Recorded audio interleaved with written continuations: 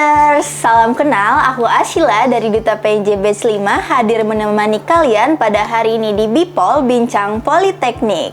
Gimana nih kabarnya PNJers? Semoga selalu sehat ya. Karena kita sudah lama juga nggak bertemu di Bipol nih. Hari ini kita ada perbincangan yang sangat menarik, yaitu terkait program Pasca Sarjana PNJ. Dan saat ini kita hadir bersama Bapak pribadi nih, Bapak. Salam kenal Bapak. Halo Ashila ya, salam kenal juga Ashila. Bagaimana kabarnya Bapak? Alhamdulillah baik, walau agak ngantuk dikit, tadi nonton bola dikit. Tapi semangat gak nih Bapak untuk semangat hari ini? Dong. Semangat banget ya Bapak, bagus deh kalau gitu, Alhamdulillah. Baik Bapak, hari ini kita akan memulai perbincangan terkait program Pasca Sarjana. Nah, untuk memulai perbincangan kita pada hari ini, boleh Bapak perkenalkan diri terlebih dahulu dan sebagai apa di Pasca Sarjana PNJ? Oke baik, jadi nama saya pribadi Mumpuniadi. Saya ini saat ini sedang diamanahi sebagai Kepala Program Studi atau KPS di Magister Terapan Rekayasa Teknologi Manufaktur. Oh baik, salam kenal ya Bapak. Iya. Berarti sebagai Kaprodi dari Magister Terapan Rekayasa Teknologi Manufaktur. Betul. Ya Bapak. Nah, kita masuk ke pertanyaan yang pertama nih Pak. Gimana? Saat ini itu PNJ sedang membuka penerimaan mahasiswa baru Pasca Sarjana gelombang 3 untuk tahun akademik 2026-2027. Nah Pak, boleh Bapak jelaskan secara singkat nih, ada apa aja sih di program studi S2 Terapan dan apa aja yang ditawarkan serta status akreditasinya saat ini? Oke, jadi PNJ itu bisa dibilang ya, saat ini sudah memiliki 2 program studi untuk jenjang pasca sarjana, tepatnya di jenjang magister. Dan kita sudah ada itu kalau nggak salah dari sekitar tahun 2018 ya. 2018. Nah, kebetulan dari 2018 sampai sekarang itu baru 2, belum nambah nih. Jadi yang sudah ada itu yang pertama ya, yang pertama kali itu namanya Magister Terapan Teknik Elektro atau sering disingkatnya itu MTTE. Nah, untuk MTTE sendiri alhamdulillah ya, statusnya saat ini sudah akreditasinya sudah unggul. Nah, sedangkan yang kedua adiknya itu cuma beda 1 tahun, itu namanya Magister Terapan Rekayasa Teknologi Manufaktur. Panjang kan? Panjang. Makanya sering disingkat sebagai MTRTM.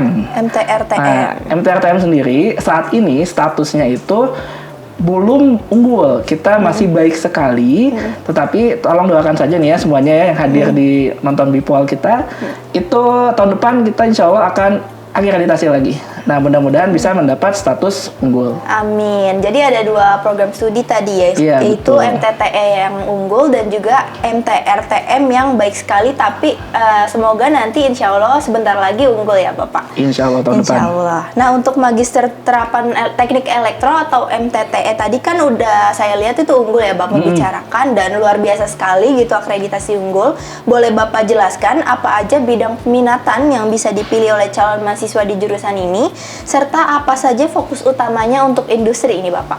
Oke, jadi untuk MTTE sendiri ya, secara garis besar itu ada 3 bidang peminatan. Jadi yang pertama itu adalah rekayasa tenaga listrik. Ya tahu sendiri ya, yang hubungannya dengan listrik kan. Iya. Kemudian ada rekayasa kontrol industri dan rekayasa komunikasi broadband.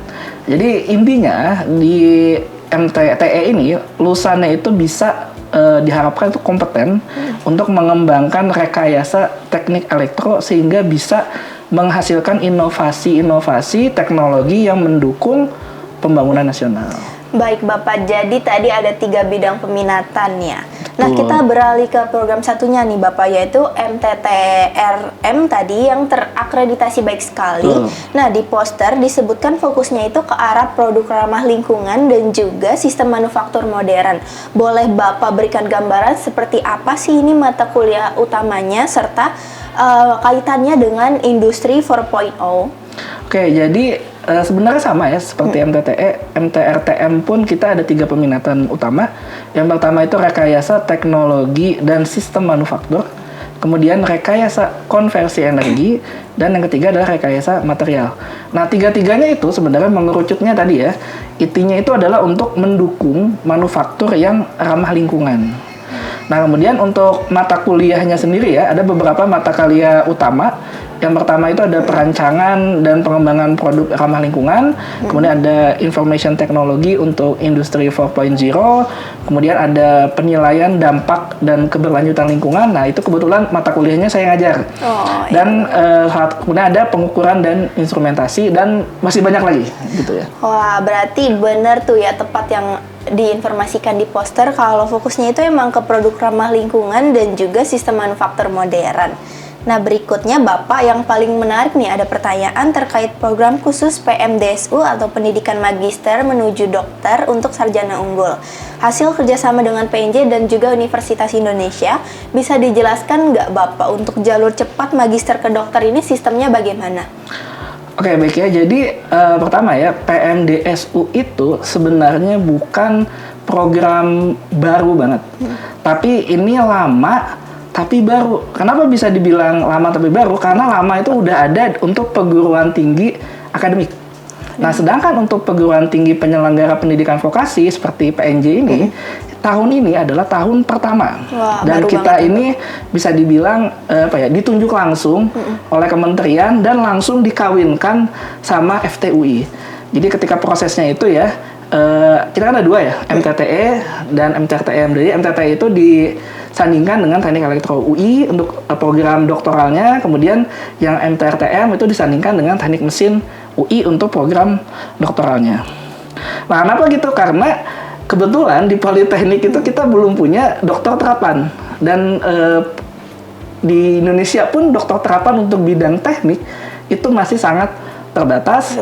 Dan kebetulan lokasi kita juga kan di dalam kampus UI, sehingga sangat-sangat memudahkan untuk koordinasi, mahasiswanya pun akan mudah, nggak usah pindah keluar kota gitu ya. Itu bisa langsung setelah lulus S2 langsung ke S3. Nah, di sini kalau mahasiswa itu mendaftar ya, dia itu kenapa namanya PMDSU ya?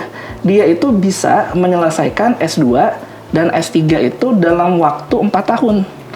Nah, tahu nggak Asila? Kalau biasanya S2, S3 itu berapa tahun?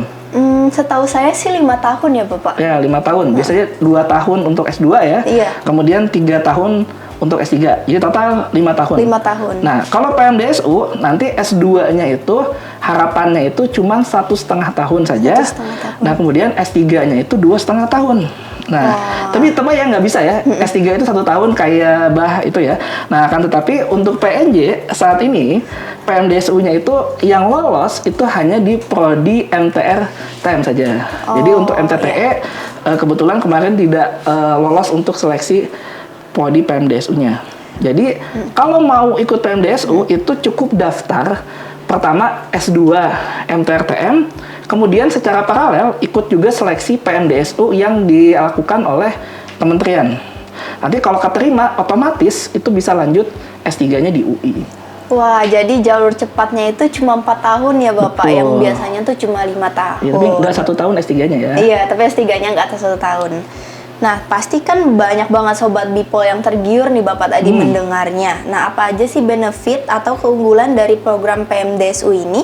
Serta saya baca itu ada beasiswa penuh nih Pak, kolaborasi riset dengan dosen PNJ dan UI, bahkan hibah penelitian hingga 60 juta rupiah per tahunnya. Boleh dijelaskan terkait skema biayanya Bapak? Oke, jadi ini menarik ya. Jadi program ini bisa dibilang itu full beasiswa, full scholarship. Beasiswanya nggak cuma UKT doang gitu ya, tapi juga biaya hidup.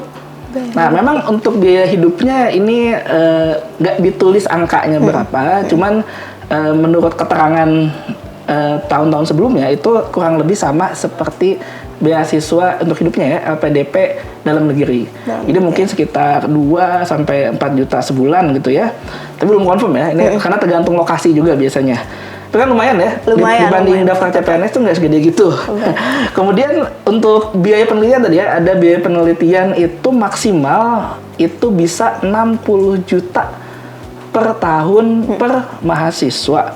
Nah, tapi yang perlu dicatat ya, ini jangan sampai salah ya, 60 jutanya itu nggak dikasih ke mahasiswa.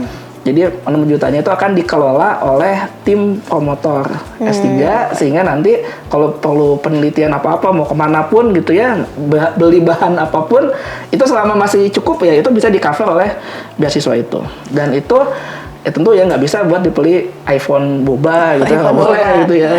Nah, jadi dan itu hanya untuk 3 tahun saja. Jadi bisa dibilang untuk mulai start doktoralnya. Wah, Gitu. sangat menarik nih terkait skema biayanya Bapak. Nah, program ini juga tertulis cocok untuk fresh graduate nih dari yang saya baca, yang punya minat riset tinggi. Nah, apakah ada kriteria khusus bagi yang ingin tebus jalur PMDSU ini? Pak pribadi boleh diberikan Oke, nih. jadi gini ya, sebenarnya bahkan ya PMDSU itu justru harus yang fresh graduate. Fresh graduate. Artinya saat ini ya untuk tahun ini itu harus lulusan paling telat tahun lalu 2025, kemudian atau lulus tahun ini 2026. Nah gitu. Dan bedanya juga karena ini PMDSU-nya vokasi ya, itu harus yang D4-nya itu harus dari Politeknik juga. Jadi nggak bisa misalnya dulu kuliah di akademik gitu ya, di UI, di UGM, ikut PMDSU yang jalur vokasi. Nah kalau dia mau ikut jalur PMDSU harus ikut yang akademik. Jadi saingannya bisa dibilang sesama mahasiswa Politeknik juga. Oh, iya. Dan tentu ya di sini karena ini adalah program unggulan, salah satu persyaratannya itu adalah IPK. IPK. Nah, tapi tenang aja nih PNJ nih, kalian beruntung kuliah di PNJ. Kenapa? Karena akreditasi kita, tahu apa akreditasinya? Sudah unggul, Bapak. Unggul. Nah, kemudian banyak sekali prodi kita yang akreditasinya kalau nggak A itu baik sekali. Jadi ada syarat IPK-nya nih. Kalau perguruan tinggi kita kan udah unggul ya. Kemudian prodinya unggul juga, IPK-nya nggak usah tinggi-tinggi. Oh gitu ya Coba Bapak. tebak berapa IPK-nya? 3, sekian mungkin Pak. Betul. Jadi cuma 3,25 bisa daftar. Wow. Kalau tadi ya perguruan tingginya unggul, prodinya unggul. Tapi kalau perguruan tingginya unggul, prodinya belum unggul, misalnya masih baik sekali atau B, itu 3,5. 3,5. 3,5. Nah, gitu. Jadi kan lumayan. Jadi peluangnya itu cukup Tinggi. Terbuka lebar. Dan tentu tadi ya ada batas usia. Nah, ini nggak boleh terlalu tua gitu ya. Jadi dibatasi usianya itu 25 tahun dan lulusnya tahun lalu atau tahun ini. Kemudian karena ini beasiswanya full ya, mahasiswa itu nggak boleh sambil kerja. Nah, ini yang penting nih, nggak boleh sambil kerja. Kemudian ada syarat lainnya, misalnya harus ada rekomendasi dari dosen pembimbing ketika dia D4 ya. Dan ada surat keterangan sehat, jasmani, rohani, dan bebas narkoba. Wah, lumayan juga nih ada beberapa kriteria tadi yang dikasih tahu oleh Pak pribadi. Boleh teman-teman Pengers dicatat nih kriteria-kriterianya yang diberikan. Nah Bapak, untuk bicara soal waktu, berapa lama durasi normal untuk menyelesaikan S1 terapan ke S2 terapan di PNJ? Lalu untuk jadwal kuliahnya apakah ramah untuk teman-teman yang sudah bekerja? Karena di brosur saya lihat sih tertera sistemnya hybrid atau online sesuai jadwal, yaitu sore di hari kerja dan pagi di hari Sabtu. Oke ya, jadi ini di luar program PMDSU ya. Tadi kalau PMDSU kan di 1,5 tahun. Tapi kalau jalur reguler yang PNJ sendiri ya, yang non PMDSU, nanti normalnya itu akan menyelesaikan magister atau S2 itu di 4 semester. 4 semester. Atau 2 tahun 2 ya. tahun aja ya, Pak. Dan tadi bener banget tuh. Kita bisa dibilang sangat luar biasa fleksibel memfasilitasi teman-teman yang juga bekerja. Jadi kuliahnya itu full online. Full online dan dilakukan setelah jam kerja atau setelah jam 4 sore. Dan plus ada hari Sabtu ya, kalau hari Sabtu mulai dari pagi. Jadi benar-benar kita memfasilitasi mahasiswa-mahasiswa yang memang sambil bekerja itu bisa ikut kuliah. Wah, jadi sangat fleksibel ya. Betul. Tadi untuk teman-teman yang bekerja Pak untuk program ini. Nah, untuk syarat pendaftarannya apa ada syarat khusus seperti publikasi ilmiah atau keharusan membuat esai rencana penelitian atau tesis? Dan apakah Bapak punya tips khusus nih untuk para calon pendaftar yang sedang menyiapkan esai dan dokumen ini? Oke, jadi sebenarnya untuk syarat publikasi ilmiah itu nggak wajib ya, tapi kalau ada bagus. Kayak misalnya kan biasanya kalau lulusan Politeknik itu kan punya sertifikat kompetensi ya. Iya, Itu juga Bapak. di lampiran aja. Oh, boleh ya, Bapak, Ya itu berarti. sebagai nilai plus tapi nggak wajib sebenarnya. Nah, yang wajib itu adalah tadi apa? Esai. Nah, atau rencana penelitian. Nah, ini memang wajib. Jadi artinya calon mahasiswa itu diminta untuk mau ngapain sih nanti, nah, gitu kan. Nah, tapi nggak usah takut gitu ya. Wah, pusing gitu. Jadi nih, misalnya nih ya, angkatan yang sudah kerja misalnya atau yang baru kerja bisa coba cari misalnya nih esai itu apa sih permasalahan yang ada di tempat kerja. itu kan ada permasalahan itu bisa diangkat tuh jadi bisa tesis. Atau mungkin di lingkungan sekitar, di sekitar rumahnya ada masalah apa, itu juga memungkinkan. Jadi jangan lari dari yang susah-susah dulu. Nah, kita ambil dari yang terdekat. Terdekat aja. Nah, sedangkan kalau yang baru lulus kan bingung nih, ini bisa lanjutin aja. Misalnya dulu skripsinya tentang A ya, mungkin bisa dilanjutkan lagi tentang A, tapi lebih dikembangkan. Oh, boleh Bapak gitu. berarti. Oke, terima kasih Bapak. Nah, terakhir nih Bapak, agar Sobat Bipol nggak ketinggalan, boleh diingatkan kembali terkait pendaftaran di gelombang 3 ini, dan sampai kapan sih batas akhir pendaftarannya, serta kapan tes wawancaranya, dan di mana teman-teman bisa mengakses formulir pendaftarannya.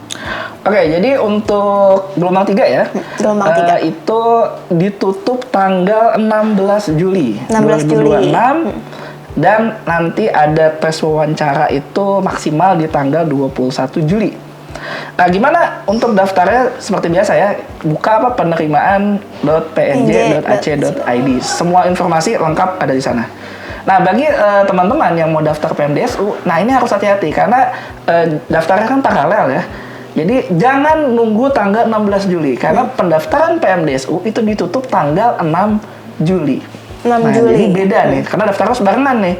Jadi PMDSU 6 Juli, kalau pasca sarjana PNJ kalau nggak mau PMDSU ya itu tanggal 16 Juli. Nah, untuk PMDSU sendiri nanti bisa lihat di website-nya juga di pndsu.id.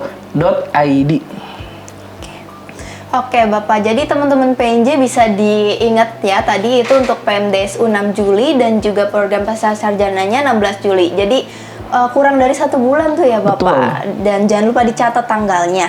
Nah, sebelum menutup podcast pada hari ini nih Bapak, mungkin Bapak ada pesan atau ajakan untuk teman-teman yang sedang menonton podcast kita pada hari ini? Oke, ini buat teman-teman PNJ atau alumni, ayo kita daftar ke pasca sarjana PNJ. Kenapa? Nah, ini ada bocoran nih. Ini dari informasi A1 ya. Berarti A1 kan deket banget ya. Deket banget. Jadi informasinya adalah khusus alumni. Ini nggak ada tulis di website ya. Khusus alumni ada potongan 50% untuk IP. IP itu apa ya? Semacam uang pembangunan gitu ya. Nah, itu 50% untuk IP. Dan untuk alumni juga ada potongan UKT. Wah. Bisa sampai 50%. Wah, menarik sekali ya Bapak terkait informasi tersebut. Teman-teman PNJers dan juga penyimak Bipol pada hari ini, jangan lupa tadi tuh dicatat. Nah, terima kasih Bapak atas pertanyaan dan jawabannya tadi. Itu sudah sangat jelas sekali, sangat informatif dan bermanfaat untuk diberikan tadi oleh Bapak. Nah, untuk kalian nih teman-teman yang tertarik dengan program Pasca Sarjana PNJ, boleh banget kepoin di sosial medianya PNJ, di Instagram, Twitter, TikTok maupun channel YouTube-nya. PNJers, perjuangan kalian masih panjang, tetapi informasi yang tepat bisa bikin langkah kalian lebih terarah. Tetap fokus, konsisten, dan jangan ragu menjadikan Politeknik Negeri Jakarta sebagai pilihan masa depan kalian. Baiklah PNJers, jadi tunggu podcast kami berikutnya ya, yang pastinya akan sangat lebih menarik nih. Dan juga jangan lupa untuk terus follow YouTube PNJ untuk melihat podcast-podcast kami berikutnya. Segala informasi terkait PNJ bisa dilihat di website www.pnj.ac.id, serta ikuti sosial media resmi kita di bawah sini ya. Saya Asila dari Duta PNJ Batch 5, pamit undur diri dan sampai jumpa di podcast selanjutnya.